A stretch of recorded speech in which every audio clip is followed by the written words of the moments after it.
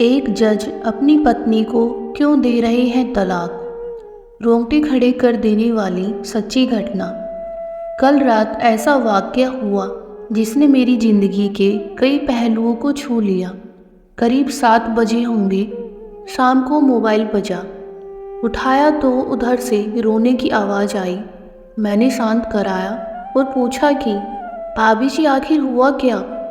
उधर से आवाज़ आई, आप कहाँ हैं और कितनी देर में आ सकते हैं। मैंने कहा, आप परेशानी बताइए। और भाई साहब कहाँ हैं, माताजी किधर हैं, आखिर हुआ क्या। लेकिन उधर से केवल एक रट कि आप आ जाइए। मैंने आश्वासन दिया कि कम से कम 1 घंटा पहुंचने में लगेगा। जैसे तैसे पूरी घबराहट में पहुंचा। देखा तो भाई साहब, हमारे मित्र जो जज हैं, सामने बैठे हुए हैं। भाभी जी रोना चीखना कर रही हैं। 12 साल का बेटा भी परेशान है।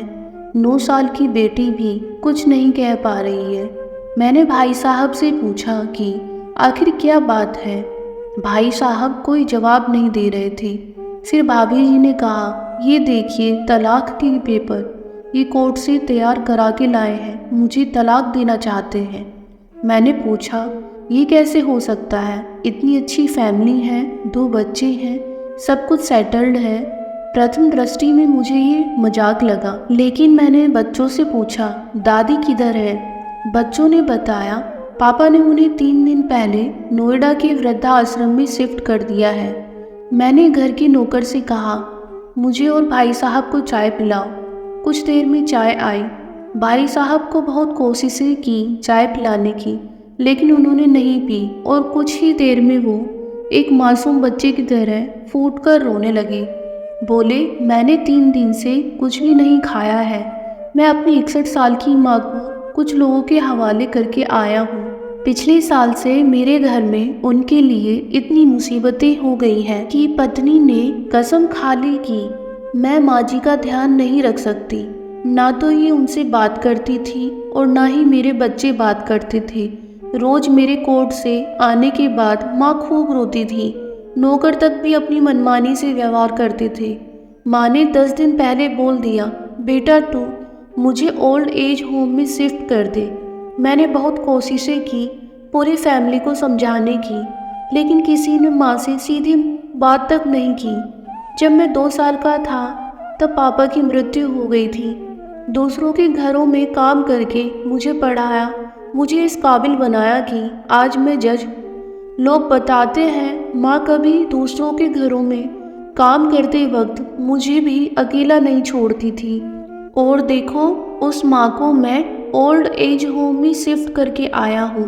पिछले 3 दिनों से मैं अपनी माँ के एक एक दुख को याद करके तड़प रहा हूँ, जो उसने केवल मेरे लिए उठाए।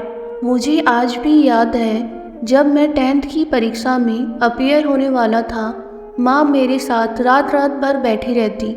एक बार माँ को बहुत फीवर हुआ। मैं तभी स्कूल से आया था, उसका शरीर गर्म था, तप रहा था। मैंने कहा, माँ तुझे फीवर है।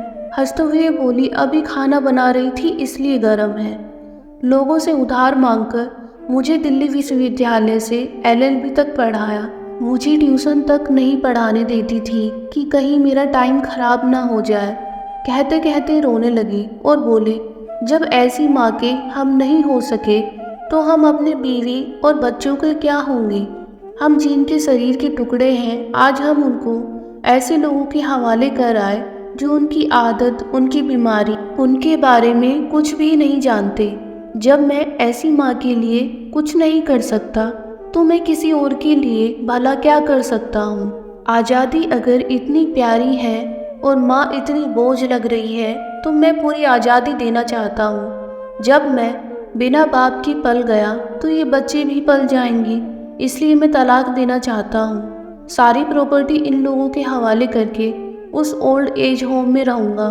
कम से कम मैं माँ के साथ रह तो सकता हूँ। और अगर इतना सब कुछ करके माँ आश्रम में रहने के लिए मजबूर है तो एक दिन मुझे भी आखिर जाना ही पड़ेगा। माँ के साथ रहते रहते आदत भी हो जाएगी। माँ की तरह तकलीफ तो नहीं होगी। जितना बोलते उससे ज़्यादा रो रहे थे। बातें करते करते रात के 2 बज गए। मैंने भाभी जी के चेहरे को देखा। उनके भाव भी प्रायश्चित और ग्लानि से भरे हुए थे। मैंने ड्राइवर से कहा, अभी हम लोग नोएडा जाएंगे। भाभी जी और बच्चे, हम सारे लोग नोएडा पहुँचे। बहुत ज़्यादा रिक्वेस्ट करने पर गेट खुला। भाई साहब ने उस गेट कीपर के पैर पकड़ लिए और बोले, मेरी माँ है अंदर, मैं उसको लेने आया हूँ। चौकीदार ने कहा, क्या करते हो साहब? भाई साहब ने कहा, मैं जज हूँ। उस चौकीदार ने कहा, जहाँ सारे सबूत सामने हैं तब तो आप अपनी माँ के साथ न्याय नहीं कर पाए, औरों के साथ क्या न्याय करते होंगे साहब। इतना कहकर हम लोगों को वहीं रोककर वह अंदर चला गया। अंदर से एक महिला आई जो वार्डन थी। उसने बड़े कातर शब्दों में कहा, आधी रात को आप लोग ले जाके कहीं मार दे तो मैं ईश्वर को क्या जवाब दूंगी। मैंने सिस्टर से कहा, आप विश्वास रखिए, ये लोग बहुत बड़े पश्चाताप में जी रहे हैं। अंत में किसी तरह उनके कमरे में ले गई। कमरे में जो दृश्य था उसको कहने की स्थिति में मैं नहीं हूँ। केवल एक फ़ोटो जिसमें पूरी फैमिली है और वो भी माँ जी के बगल में, जैसे किसी बच्चे को सुला रखा है। जब मैंने कहा हम लोग आपको लेने आए हैं तो पूरी फैमिली एक दूसरे को पकड़कर रोने लगी। आसपास के कमरों में और भी बुजुर्ग थे। सब लोग जागकर बाहर तक ही आ गए। उनकी भी आंखें नम थी। कुछ समय के बाद चलने की तैयारी हुई। पूरे आश्रम के लोग बाहर तक छोड़ने आए। सब लोग इस आशा से देख रहे थे कि शायद उनको भी कोई लेने आए। रास्ते भर बच्चे और भाभी जी तो शांत रहे, लेकिन भाई साहब और माता जी एक दूसरे की भावनाओं को अपने पुराने रिश्ते पर बिठा रहे थे। घर आते आते करीब 4 बज गए। भाभी जी भी अपनी खुशी की चाबी कहाँ है ये समझ गई थी और मैं भी चल दिया, लेकिन रास्ते भर वो सारी बातें और दृश्य घूमते रहे। माँ केवल माँ है, उसको मरने से पहले न मारे। माँ हमारी ताकत है, उसे बेसहारा न होने दे। अगर वह कमज़ोर हो गई तो हमारी संस्कृति की रीढ़ कमज़ोर हो जाएगी। बिना रीढ़ का समाज कैसा होता है, किसी से छुपा नहीं। यह कहानी आपको कैसी लगी कमेंट सेक्शन में ज़रूर बताएं और चैनल पर नए हैं तो चैनल को सब्सक्राइब ज़रूर करें।